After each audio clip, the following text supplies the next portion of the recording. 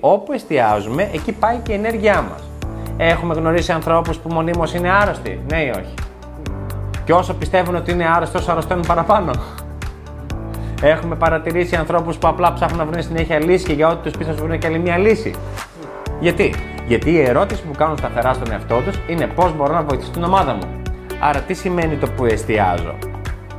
Πες ότι θες να πας ένα ταξίδι. Ναι. Πας αυτό το ταξίδι και είσαι στο αεροδρόμιο αυτή τη στιγμή και βλέπεις την ταμπέλα που αλλάζουν οι προορισμοί, αλλάζουν οι χώρες, αλλάζουν οι κωδικοί πτήσεις, αλλάζουν όλα, ναι. Αν δεν έχεις ένα συγκεκριμένο προορισμό στο μυαλό σου, βλέπεις κάτι ή βλέπεις απλά να αλλάζουν οι παραστάσεις πάνω σε μια ταμπέλα?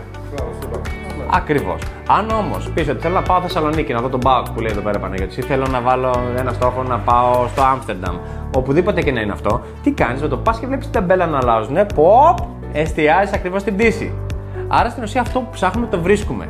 Αν ψάχνω να πετύχω το στόχο μου σήμερα και το μυαλό μου είναι προσανατολισμένο ότι πάω να πετύχω το στόχο μου, θα δεις ότι μαγικά θα αρχίσει να βλέπεις ποιος είναι ο πελάτης που μπορώ να αναλάβω, τι μπορώ να κάνω καλύτερα, ποιες είναι οι λύσεις που μπορώ να κάνω καλύτερα. Πίστεψέ με, έχουμε ένα πάρα πολύ έξυπνο εργαλείο που λέγεται μυαλό, το οποίο θα σου βρει να σου αποδείξει ότι αυτό που έχεις βάλει μέσα και αυτό που ψάχνεις θα το βρεις.